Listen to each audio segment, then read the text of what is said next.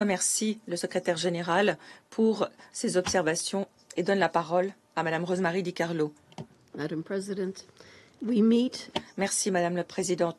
Nous nous réunissons alors que l'ampleur des attaques ne cesse de s'étendre avec des conséquences graves pour les civils dans les deux pays. En Iran, Israël affirme avoir ciblé plus de 100 sites militaires et installations nucléaires, notamment la base de missiles de Kermanshah, l'installation nucléaire proche d'Ispahan, le réacteur en eau lourde aussi.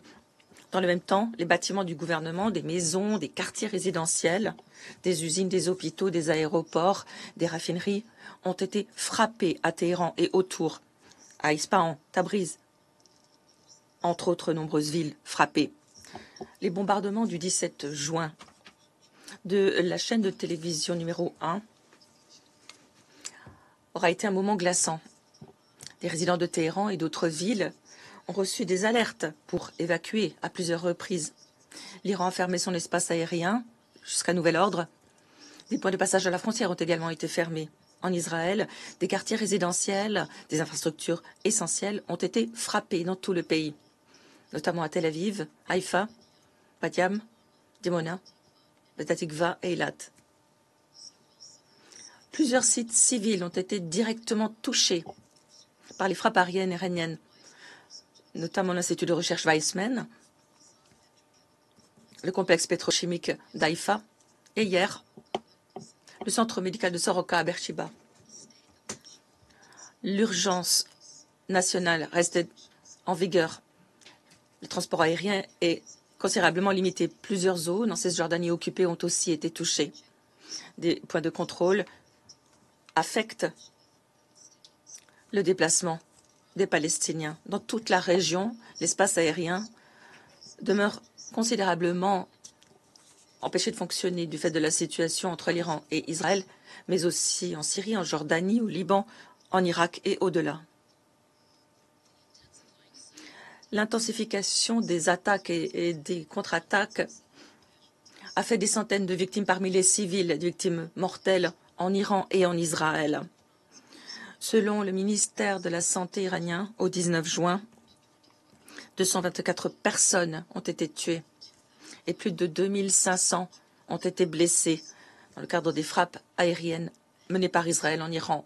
Le ministère de la Santé a ajouté que 90% des victimes étaient des civils.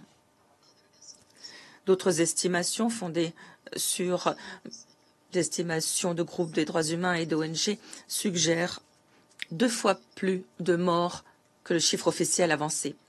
Par ailleurs, plus de 20 hauts représentants du régime iranien auraient été tués, notamment le commandant des forces armées iraniennes, le commandant-chef du corps des gardiens de la révolution islamique et son responsable du renseignement, ainsi que plusieurs scientifiques spécialistes du nucléaire. Nous avons aussi reçu des rapports faisant état de déplacements en masse de personnes quittant Téhéran, une ville qui habite plus de 12 millions de résidents, d'où des problèmes de circulation massifs.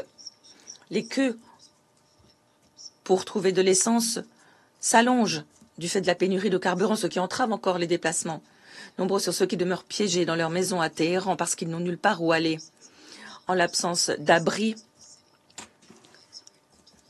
étant donné les coupures d'Internet, les nouvelles frappes vont irrémédiablement frapper davantage de civils en Israël. Le bureau du Premier ministre a déclaré qu'au 19 juin, les frappes iraniennes avaient tué 24 personnes en blessant 915 autres, dans la plupart des cas, des civils. Ces frappes ont aussi endommagé des maisons, entraînant des déplacements d'Israéliens. Madame la Présidente, nous sommes au bord d'un conflit à grande échelle et d'une crise humanitaire. Le droit international humanitaire doit être respecté, y compris les principes de distinction, de proportionnalité et de précaution dans le cadre des attaques menées. Ces attaques qui visent les civils et les objets civils, ces attaques aveugles sont strictement prohibées. Le personnel médical, les installations médicales, y compris les hôpitaux, doivent être respectés et protégés. Nous sommes témoins en temps réel des conséquences du conflit dans la région, avec les tirs de missiles des Houthis au Yémen vers Israël, des tensions exacerbées impliquant des groupes armés en Irak. Chaque jour de combat qui passe signifie des dangers plus grands pour les civils. Les interceptions, les explosifs ont été enregistrés au Liban, en Syrie et dans d'autres régions. Des débris ont été propagés dans toute la région, semant la peur et créant l'incertitude. Toute expansion du conflit pourrait avoir des conséquences incalculables pour la région, pour la paix et la sécurité internationale de manière générale. Les conséquences du conflit sont aussi économiques. Nous ne pouvons pas ignorer les conséquences des éventuelles perturbations du commerce par le détroit d'Ormuz, tel que l'a expliqué la Banque mondiale, puisqu'il s'agit de la voie de circulation la plus importante pour transporter le pétrole. Le commerce a déjà baissé de 15% dans la région, sur fond de tensions dès 2023. Madame la Présidente, le directeur général Grossi de l'AIEA évoquera sous peu ces questions devant le Conseil. J'aimerais, à ce stade, remercier l'AIEA et son personnel qui reste sur le terrain en Iran. Nous remercions aussi tout particulièrement nos collègues qui continuent de travailler en dépit des difficultés. Au cœur de ce conflit se trouvent les préoccupations qui entourent le programme nucléaire iranien.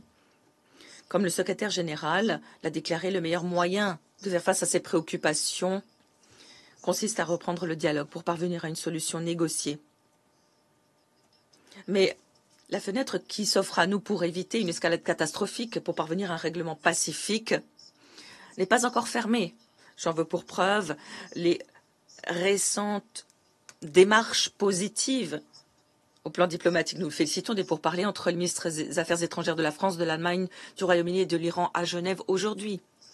Nous encourageons vivement la poursuite de ces efforts. Nous devons tirer parti de toute occasion qui nous est offerte d'apaiser les tensions, de mettre un terme aux hostilités, de régler les différends par les voies pacifiques.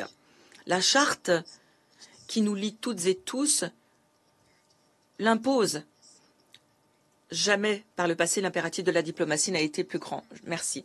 Je remercie Madame Di Carlo et donne la parole à Monsieur Grossi.